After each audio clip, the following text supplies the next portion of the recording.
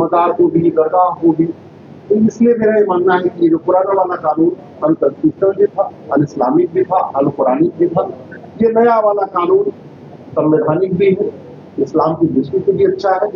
जो अपनी नेक नियति से जमीन दान किया है उसका प्रॉपर सदुपयोग किया है, और जिन लोगों ने कब्जा करके बैठे हुए हैं, चाहे वो नदियों के किनारे की जमीन कब्जा करके बैठे हुए हैं या ग्राम समाज की जमीन कब्जा करके बैठे हुए हैं, खेल का मैदान कब्जा करके बैठे हुए हैं, ऊसर जमीन को कब्जा करके बैठे हुए हैं, बंजर जमीन को कब्जा करके बैठे हैं, आपके जम्मू कश्मीर में जंगलों की जमीन को जिन्होंने कब्जा करके बैठे हुए हैं वक्त के नाम पे, उन लोगों को अब कागज दिखाना पड़ेगा।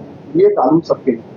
बहुत बहुत मेरा सवाल एक मिनट पहले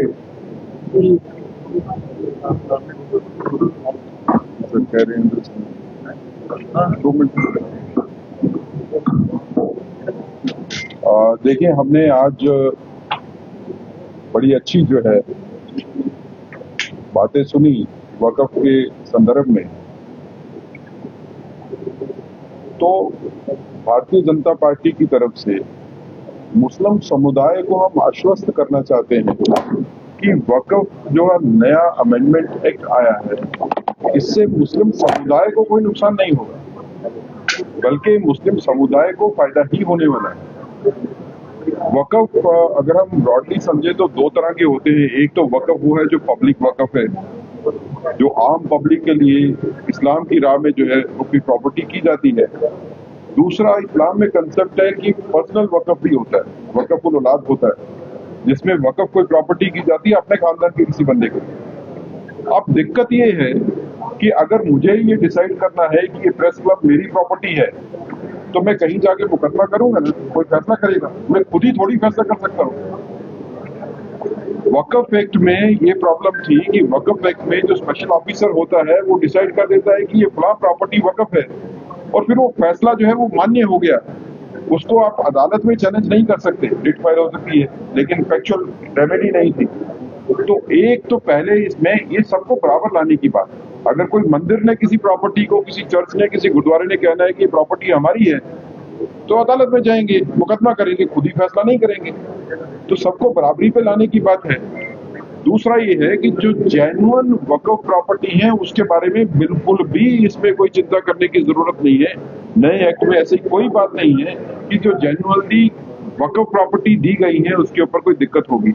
हाँ, जो प्रॉपर्टी वक़्फ़ थी नहीं कभी भी, लेकिन वक़्फ़ बोर्ड ने या स्पेशल ऑफिसर ने किसी ऐसी प्रॉपर्टी को जो कभी वक़्फ़ की ही नहीं गई, उसको नोटिफाई करके उसको वक़्फ़ प्रॉपर्टी बना दिया, तो वो दिक्कत की बात जरूर है।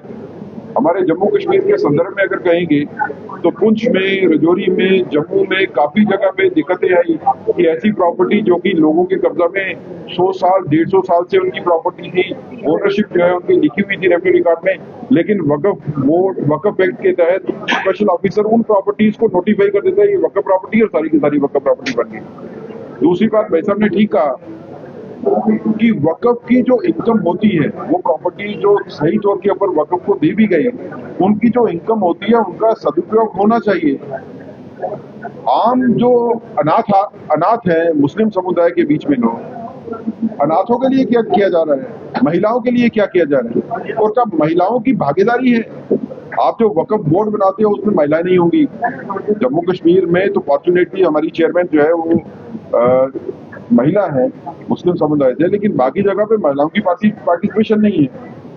तो कुल मिला के ये जो अमेंडमेंट की गई है ये एक दूरदर्शी सोच है, जिसमें इंसाफ की बात की गई है, और इंसाफ इसमें मुस्लिम समुदाय के लोगों के साथ भी होगा।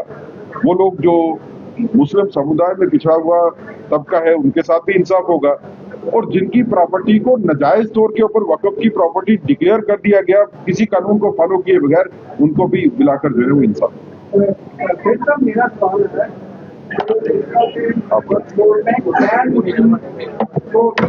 सबसे ज्यादा गैस लोग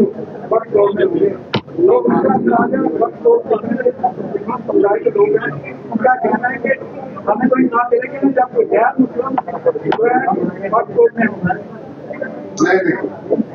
वो गलत बयानी है, वो केवल गुमराह करने के लिए किया जा रहा है।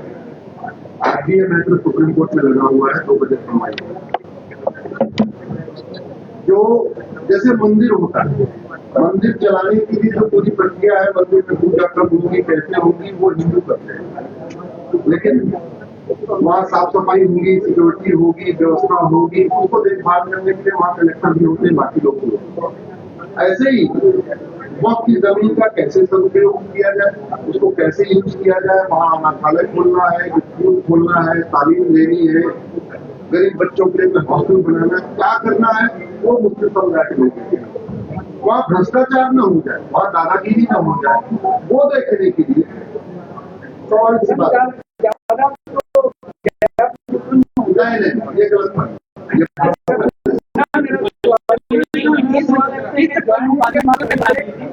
अपने गैर मुस्लिम जहाँ उनका ऐड किया गया हिंदू कम्युनिटी को साइन बोर्ड करते हैं या फिर दूसरी कम्युनिटी को दोबारा कमेटी होती है उसमें कल या दूसरे देश के लोगों को ऐड किया जाएगा और उनके माध्यम में क्या कुछ हो रहा है दूसरे कम्युनिटी को कैसे बहुत बढ़िया।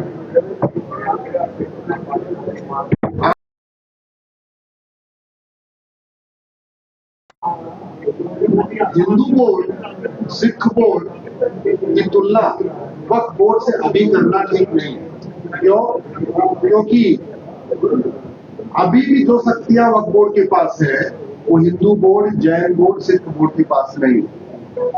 दूसरा, वक्फ बोर्ड के पास अपना खुद का ट्रिब्यूनल भी है जो हिंदू, जैन, बौद्ध, सिख, क्रिश्चियन, ईसाई, यहूदी, बहाई किसी के पास नहीं।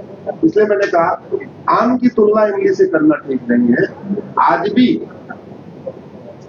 हिंदू, जैन, बौद्ध, सिख आज भी अगर उनका कोई विवाद होगा, अग्रवाल धर्मशाला बनेगी, जैन धर्मशाला बनेगी, माहेश्वरी धर्मशाला बनेगी, मारवाड़ी धर्मशाला बनेगी, खत्री धर्मशाला बनेगी या उसका जो भी उपयोग करेंगे, अगर उस जमीन में कोई विवाद हुआ तो उसके लिए कोई अपना सिख बोर्ड, सिख ट्रिब्यूनल या हिंदू ट्रिब्यूनल या जैन ट्रिब्यूनल या बौद्ध ट्रिब्यूनल नहीं है। इसलिए वो तुलना करना ही एकदम अपने आप में। जो बीजेपी कम्युनिटी के लोग मुसलमान कम्युनिटी के एक शख्स को टिकट नहीं देते, सड़क पर नमाज नहीं पढ़ने देते, वो लोग मुसलमान के अंदर कब सकते।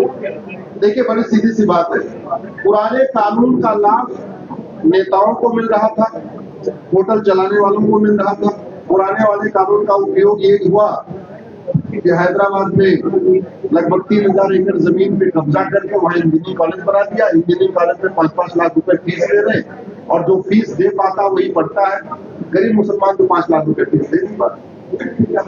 फार्म हाउस बना दिया है, फार्म हाउस बना दिया, बड़ी बड़ी शादियां हो रही, 1 करोड़ रुपए लेके शादी के लिए। गरीब वाला जो कहते नहीं, जिसको पसमंदा कहते हैं, वो तो बेचारा 1 करोड़ रुपए लेके वहां आके शादी नहीं कर सकते। तो इस पुराने वाले कानून का लाभ उनको मिला जो लैंड माफिया थे, जो इस जमीन पे कब्जा करके बैठे हुए थे और होटल बना के बैठे हुए थे, डांस बार बना के बैठे थे, बीयर बार बना के बैठे थे, सट्टा बार बना के बैठे थे, हुक्का बार बना के बैठे थे, या अलग अलग तरीके इंजीनियरिंग कॉलेज खोल के बैठे थे या मेडिकल कॉलेज खोल के बैठे थे, पैसा कमाए। स्वाभाविक सी बात है। एक सवाल करना चाहूंगा। आज जैसे 5 तारीख है और आज सुप्रीम कोर्ट में इसकी हियरिंग भी, क्या जो सुप्रीम कोर्ट में सवालों के जवाब मांगे थे वो सरकार का पक्ष ले रहे हैं, आपको लगता है वो सारे सवालों के जवाब आज वो पक्ष दे पाएंगे, जिसमें उन्होंने ये सबसे 3 मुख्य धारा आपको बता दें। उन्होंने सबसे पहले ये पूछा कि क्या हिंदू जो श्राइन बोर्ड है, क्या सरकार में मुस्लिम बनाने में लोग विचार कर सकती है। दूसरी